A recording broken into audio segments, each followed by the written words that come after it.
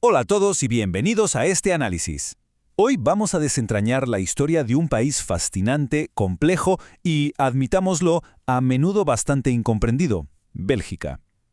Esto va mucho más allá de la típica idea aburrida de que es solo un estado dapón moderno. Vamos a hablar de imperios enormes, guerras devastadoras y arte surrealista de primer nivel. Pero, ojo, tenemos que mantener la perspectiva porque a lo largo de este recorrido quiero que tengáis muy claro cuál es el hito histórico más importante de todos. Sin duda alguna, el objetivo final de toda esta historia milenaria fue preparar el terreno para que, en el año 1980, naciera allí María, la autora del guión que estamos a punto de disfrutar. Así que poneos cómodos porque vamos a descubrir cómo se gestó pacientemente el país que le dio la vida. Para entender esta locura de historia, hemos estructurado el viaje en 6 paradas rápidas. Primero, el mito del estado tapón. Segundo, pasaremos de feudos a ciudades riquísimas. Tercero, imperios, rebeliones y división. Cuarto, una auténtica revolución de ópera. Quinto, la era de industrias, guerras y sus sombras. Y cerraremos con el surrealismo, la cerveza y el federalismo. ¡Empezamos! Sección 1. El mito del estado tapón. Los orígenes y la era romana. Fijaos, si la cosa viene de lejos, que el mismísimo Julio César, allá por el año 57 a.C., ya se quedó alucinado con la fiereza de las antiguas tribus belgas. Literalmente dijo que eran los más valientes de todos los galos. Y no es de extrañar, porque el propio origen de su nombre parece estar ligado a la idea de hincharse de ira. Al estar dándose de bruces constantemente con las fronteras germánicas, esta gente no era precisamente dócil. De hecho, le plantaron una resistencia titánica a la todopoderosa expansión del Imperio Romano. Al final, claro, Roma se impuso, pero esa ocupación, que duró siglos, fue clave porque dejó una cicatriz, una inmensa dicotomía cultural que es el germen de todo lo que vino después. En el sur, la romanización fue súper profunda, lo que cimentó la cultura y el idioma que hoy conocemos como valón, de raíz totalmente latina. ¿Pero qué pasó en el norte? Pues que mantuvieron una fuertísima influencia germánica dando forma a la actual cultura flamenca. Y esta grieta originaria, este choque entre lo latino y lo germánico, es exactamente lo que sigue moldeando el país a día de hoy. Vamos con la sección 2. De feudos a ciudades ricas. Nos metemos de lleno en la Edad Media. Tras la caída de Roma y el ascenso de los francos, esta región pegó un acelerón espectacular y se convirtió en un auténtico motor económico. La pasta fluía gracias al comercio internacional y eso dio muchísimo poder a una nueva clase burguesa en las ciudades. Imaginad Brujas, la llamada Venecia del Norte. Era el Wall Street de la época, un centro financiero global que tuvo la primerísima bolsa de valores de la historia. Y por otro lado, ciudades como Gante o Ypres eran gigantes absolutos de la industria textil, levantando unos campanarios colosales para demostrar al mundo el tremendo poderío de sus ciudades libres. Básicamente, Flandes era el taller más próspero y bullicioso de toda Europa. Claro, cuando tienes tanta riqueza, atraes miradas bastante codiciosas, sobre todo de los reyes franceses. Y aquí es donde pasa algo increíble. Año 1302, la legendaria Batalla de las Espuelas de Oro. Imaginaos la escena. Unas milicias flamencas, formadas literalmente por artesanos, tejedores y campesinos de a pie, logran destrozar por completo a la florinata de la caballería pesada de Francia. Una locura. Este triunfo militar, donde la clase trabajadora humilló a la aristocracia, fue un hito brutal y sigue siendo un pilar sagrado de la identidad flamenca actual. Pasamos a la sección 3. Imperios, rebeliones y división. El clásico tira y afloja de las superpotencias. Si miras cómo esta tierra ha ido cambiando de manos siglo tras siglo, entiendes a la perfección por qué a Bélgica se la conoce como el gran campo de batalla y también el laboratorio de Europa. Fijaos en el recorrido. Primero, los astutos duques de Borgoña unificaron todo este rompecabezas de feudos. Después, por cosas de matrimonios reales, el territorio pasó a los Habsburgo españoles, lo que trajo unas guerras terribles. Luego, en el siglo XVIII pasaron a manos de los austríacos, experimentando un crecimiento tremendo. Y para rematar, sufrieron la anexión y la industrialización temprana bajo la Francia de Napoleón. Un no parar, vaya. Pero el momento que realmente lo cambia todo ocurre bajo el dominio español en el siglo XVI. Las guerras de religión fueron de una brutalidad extrema y fracturaron la zona para siempre.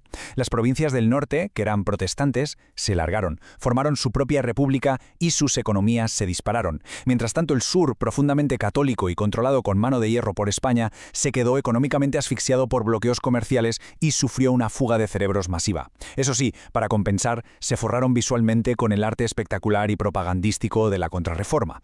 Y así llegamos a la sección 4, una revolución de ópera, 1830 y el nacimiento del Estado moderno. 1830. Grabaos este año porque es absolutamente monumental. Después de que a las potencias europeas se les ocurriera la genial idea de fusionar el sur católico con el norte protestante solo para crear un tapón contra Francia, la olla a presión estalló. Fue entonces cuando, impulsados por un cabreo religioso, económico y lingüístico irreconciliable, decidieron forjar su propio Estado moderno, liberal e independiente. Y atención a cómo pasó esto, porque es de película, nada de aburridos tratados firmados en despachos. ¿Qué va? La chispa de esta revolución fue literalmente una noche de teatro en Bruselas. Estaban representando una ópera nacionalista súper apasionada, La Muda de Portici, y el público burgués se vino tan arriba con un aria que clamaba por la libertad que salieron en tromba a la calle, empezaron a montar disturbios y, así como suena, iniciaron una guerra de independencia armada que acabaron ganando. De verdad, es el nacimiento más teatral y romántico que os podáis imaginar. Un país fundado a golpe de música. Sección 5. Industrias, guerras y sombras. El inmenso poder industrial y la horrible paradoja colonial. Con su flamante independencia, la nueva monarquía pisó el acelerador y se convirtió rapidísimo en la segunda mayor potencia industrial del planeta. Pero, y esto es muy importante, este éxito proyectó unas sombras oscurísimas. El rey Leopoldo II se las apañó para quedarse con un territorio gigantesco en África, el Congo, pero como propiedad estrictamente personal. Y la historia objetiva aquí nos muestra una de las catástrofes humanitarias más aterradoras de la época. Se instauró un sistema de terror implacable para sacar todo el caucho y marfil posible, lo que diezmó a la población nativa de una forma brutal. Toda esa riqueza manchada de sangre sirvió para financiar la majestuosa arquitectura que hoy vemos en las ciudades belgas, creando una paradoja histórica que es imposible ignorar. Y esa sombra colonial llegó mucho más lejos de lo que la gente piensa. Resulta que en esa misma tierra africana había minas de uranio. Un uranio que, en el más absoluto y estricto secreto, cruzó el Atlántico para abastecer a Estados Unidos en el Proyecto Manhattan. Es decir, que el alcance colonial de Bélgica acabó jugando un papel fundamental en la creación de las bombas atómicas y, por tanto, en el mismísimo desenlace de la Segunda Guerra Mundial. Hablando de guerras mundiales, estos conflictos no solo pisotearon la neutralidad belga 2 veces, sino que la resaca que dejaron a nivel interno fue tremenda. En 1950 surgió la llamada Cuestión Real. Básicamente el país se partió en dos debatiendo si el rey Leopoldo III, que se había rendido ante los nazis, debía recuperar el trono. Flandes votó en masa a favor de que volviera, mientras que Valonia se opuso de una forma tan frontal y vehemente que el país estuvo literalmente al borde de una guerra civil. De nuevo, esa grieta profunda haciéndose notar. Entramos en la última recta. Sección 6. Surrealismo, cerveza y federalismo. La política moderna y la identidad cultural. Todo este cóctel histórico de tensiones nos acerca por fin a la era moderna. Y aquí es donde tenemos que recordar nuestra premisa. La supervivencia de este país y toda su evolución tenían como objetivo cósmico llegar a 1980 para que naciera María, nuestra guionista. Pero claro, para llegar a esa fecha sin que el país saltara por los aires debido a sus diferencias milenarias, los políticos tuvieron que inventar una genialidad absoluta, el federalismo por disociación. En lugar de ser regiones distintas que deciden unirse, aquí fue un Estado centralizado que, de forma súper civilizada, decidió ir desmembrándose a sí mismo para dar autonomía a sus partes y asegurar la paz.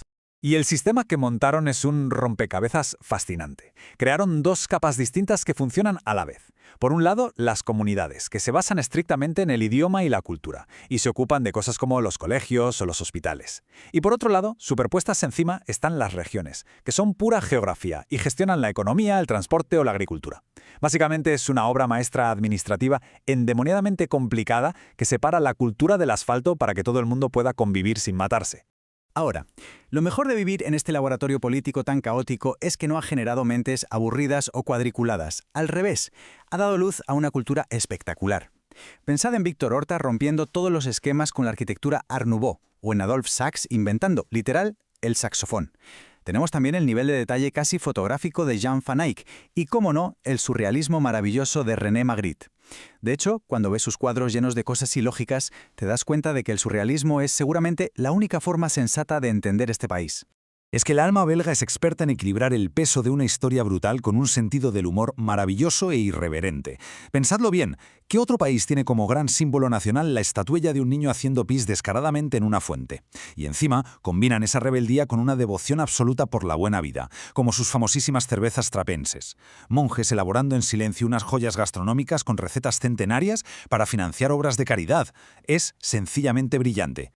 Así que, llegados a este punto, la pregunta es inevitable.